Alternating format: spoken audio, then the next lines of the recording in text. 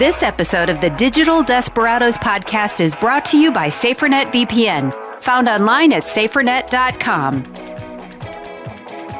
Welcome to the Digital Desperados podcast, featuring dark tales from the web. Patrick McMurphy's here today to tell us our dark tales, and he's joined by Brad Hawkins, founder and CEO of SaferNet. Check it out online, safernet.com. I'm Jim Brangenberg, and I'll kind of sort of serve as your story guide, but this thing gets out of control every once in a while. And just remember, this podcast brought to you by SaferNet. What if you had one place to monitor all the internet activity of everyone in your workplace? Protect your business with SaferNet. The simple cybersecurity app shields your online presence with a VPN, internet controls, web controls, website controls, virus protection, antivirus protection, whatever you want to call it. Get secured now. Sign up at safernet.com. That's safernet.com. Patrick McMurphy, which dark tale are you telling us about today? Well, today, Jim, I want to talk about Dmitry Dukachev, also known as Forb. Forb is very unique, and he's the man who made enemies of both the US and of Russia, which is impressive by itself. Oh, so he's not going to get a job with Russia at the end of this story then? Is that what you're saying? He might midway, but not at the end. Okay, all right. So there's really little known about Forb's childhood. We do know that he's born in February 1984 in Yekaterinburg in Russia. I'm always going to mess up these place name pronunciations, but we'll get there. So Forb attended Ural State University. We don't know what he studied, but, we've looked at guys like this before. He was likely studying either mathematics or computer science. He finished university. He begins working at a local department.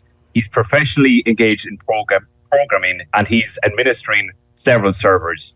And so really at this point in Forb's life, and it's not known is this through work or through college, he befriends hackers. And when I say hackers, I'm not talking about big names here. I'm talking about local guys, minor hackers.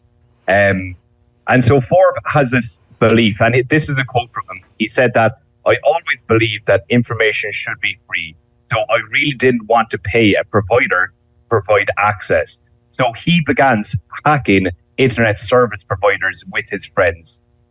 He takes the encryption passwords to a range of Wi-Fi routers, and he hands them out to people. Basically, he allows free internet access. It might kind of sound good to a lot of people on paper, but for Forb, this really just wet his lip with regard to hacking, how hacking worked. He took on the moniker Forb here, and he left his group. He set out on his own. He had a desire to work on his own and get in some serious hacks. And so Forb immediately turned to the Russian dark web hacking forums. He became known as a hacker on request. This is a job that he worked from 2004 to 2011. He specialized in spam, mostly phishing, and doing financial theft, mostly from bank cards, on request. So, okay. So this guy, he gets a degree, he goes to do legitimate work, and he wasn't really happy about having to pay for access to the internet, so that's what launched his hacking career? I mean, we all got those free CDs from around the world to use AOL to get online, right, Brad? Right. And do we know anything about his friends? I mean, did his friends continue? I mean, were they all playing this game together, or did some straighten up, or what happened? I'm going to be real honest with you guys. A lot of people are known for hacking ISPs.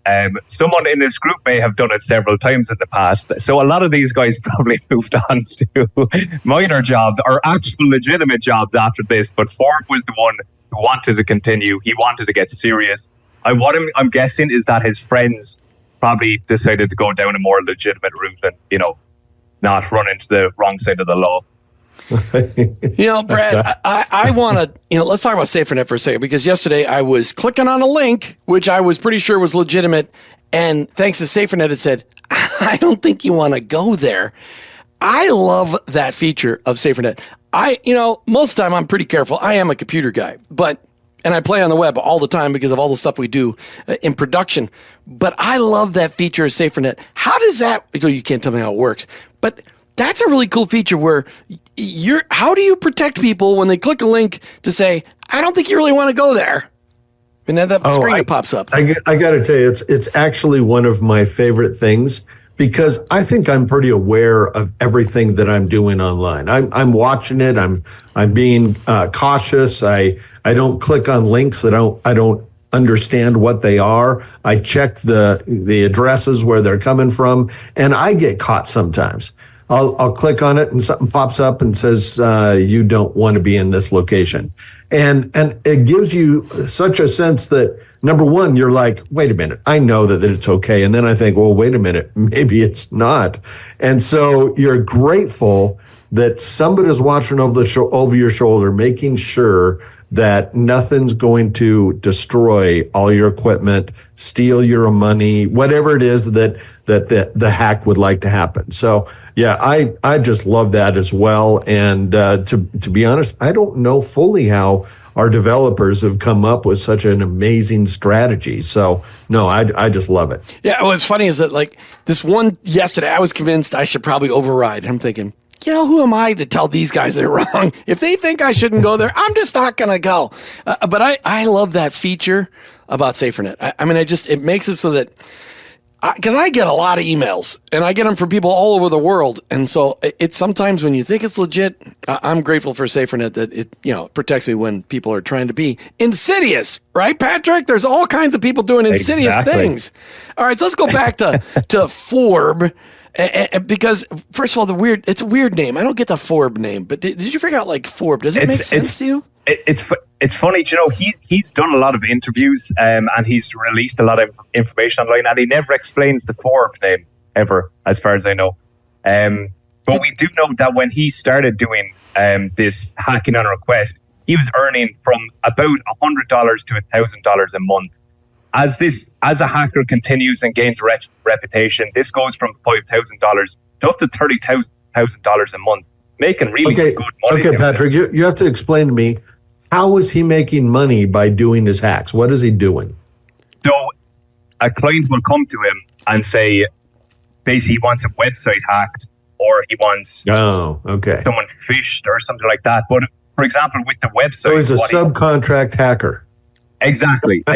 Yeah, he's subcontracting. He gets a 1099. Is that right? Yeah, exactly. But even for example, with that, let's say you wanted a hack website, you go to Forb, and what he does is that he goes to the website, he starts poking every link, looking for any injections he can make with code. If he can make some kind of injection, he disables their firewall. He accesses the website's area network for complete access. And now it is even known that he was charged at one point with accessing a US government website. It's not known which one he hacked, but he did make it in.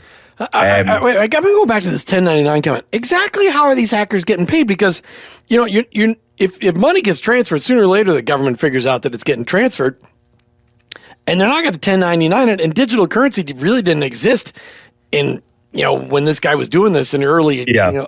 How are these guys getting paid?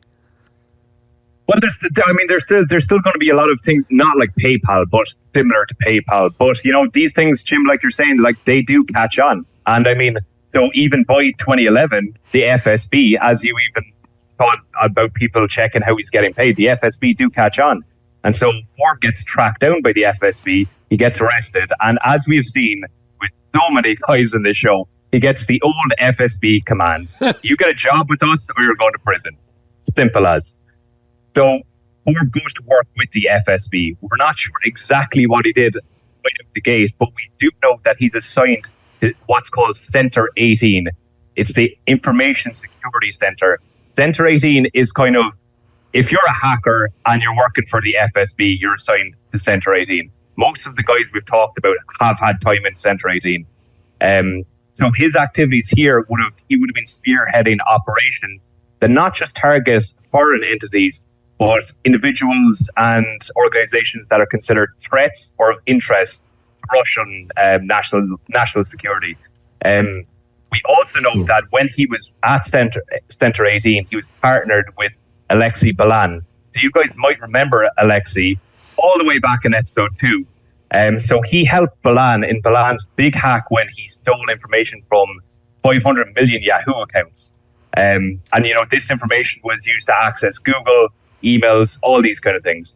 So these attacks continued until 2016, until Forb gets on the radar of the FBI and he makes their wanted list.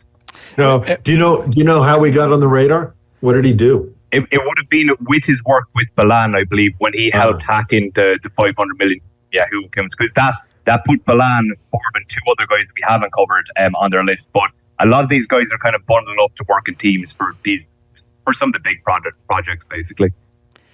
Yeah, every time you say Yahoo, I want to do Yahoo! Because that's what they learned that in years. Those commercials. I seem to remember the words of commercials better than I do Bible verses, which is just sad, but I can, or tunes from those commercials. Brad, let's just say one of these guys was trying to hack into my account on Yahoo and they were sending me those phishing emails. I don't have to worry about it if I've got SaferNet on my computer, do I? Because if I click on one of those links, you don't. We'll be one step ahead of them. So that makes you feel very good. Now, the ISP might be worried about it, but the phishing email will get caught. So yes. All right. So stay secure with SaferNet. The VPN that they offer, the cloud-connected cybersecurity app. You can have one app on all of your devices and have one profile and control everything. I've got it on my iPad, my iPhone, my laptop, my desktop, and another extra laptop that I have, all one profile. I never have to worry about it. Defend against online threats effortlessly with all these kinds of, how many internet filters are there now, Brad? There's like you said, 200 some website filters today, right? 200 internet controls, 84 filters. 200 internet controls. I got to write that stuff down. 84 internet filters. Secure your data, your devices, your loved ones, and the people that you work with. SaferNet VPN. Go online to safernet.com. That's safernet.com. Get secured now. It's super affordable and it's wickedly effective. Safernet.com. Back to you, Patrick. Yeah, so looking at the FBI's charges against Forb, and I mean, this is like a rap sheet at this point. So there's conspiring to commit computer fraud and abuse, economic espionage, theft of trade secrets, access device fraud. I could be here all day leading off his list because it's extensive. So you had fun. He had a great resume. This guy had a great resume. Yes. Brilliant resume, absolutely. And this is where things get very... Sorry, Patrick, will that resume get him more money for his 1099 work? Well, you would think it would, but this is where his story goes off the rails, because at this time, Forb gets arrested in Russia by the Russians for high treason. High treason, one of the two. While the exact reasons weren't released, what the kind of common belief is that Forb was leaking intel back to the CIA as a part of a bargain with the Americans. And he was doing this with his mentor from the FSB. So the two guys are playing double agent. It's a disaster. And this is actually said to be one of the worst inside disasters for the FSB. His mentor gets 22 years in prison. He's probably off in some gulag in Siberia or somewhere. Forb then enters a different plea with the Russian government and gets only 6 years. So he probably sold CIA secrets back to the Russians, becoming a triple agent. So this guy is seriously confused. He's all over the place. He's just trying to buy himself some time to get through this process to figure out another solution. I mean, that's exactly a mess. If he'd only seen it coming, he'd have worked out a deal with the Chinese because they could have got him maybe out of the Russian deal, Exactly, yeah. But I mean, so today, Forb is still in prison. And really what Forb and his case, it kind of underscores these murky, the dangerous waters of cyber espionage, where a lot of these alliances, they're fragile. The kind of line between national hero and traitor, they're very thin lines. So, yeah, that's Forb. Now is he in prison in Russia now? Yeah. And when he gets released from Russian prison, does he have to go to the U.S. prison? Or it would be pretty funny if they managed to extradite him just to get more revenge out of him. But yeah. Wow, that's crazy. So yeah. he's just basically, he's got himself in so deep. He's just trying to pacify everybody and ticking off everybody behind him. So yeah, he annoyed everyone. It's incredible how anyone does that. But yeah, he has no allies. What a mess. What a mess. Wow. If Yeah, he wasn't disaster. doing so many harsh things, I'd feel bad for him. But good grief. He's just an honest guy trying to make an honest living. Wow. Patrick, He's just a contract laborer. that's right. Just a contractor, just trying to make a living, trying to provide. We don't know if he's trying to provide for a family or not because we don't know anything about them. Patrick, what a great story. And it was a little more lighthearted. I got to hand it to you. It was nice to have a little lighthearted story today. You heard it here. The internet and everything digital can have a dark side with many dark players. It's why you need SaferNet by your side. VPN, antivirus, 84 website filters, and so much more. 200 internet controls. Thanks to SaferNet for helping support our efforts to bring these stories to your ears and give them the exposure that they need. Please, for your own security and the security of those you love and those you work with, check out SaferNet.com and get secured today. Until the next time, if you don't have SaferNet, click only on the attachments you trust from those you trust and delete the rest, or you may become the next victim of a digital desperado. This episode of the Digital Desperados podcast is brought to you by SaferNet VPN, found online at safernet.com. World War III started on your computer when Al Gore unleashed the internet in 1994. Want to fortify your business against cyber attacks? SaferNet VPN is the answer. Our easy-to-use cybersecurity app protects your enterprise on all fronts. Plus, secure your family's online journey with powerful internet filters. Embrace simple yet robust cybersecurity with SaferNet VPN now. Get secured now. Sign up at safernet.com. That's safernet.com.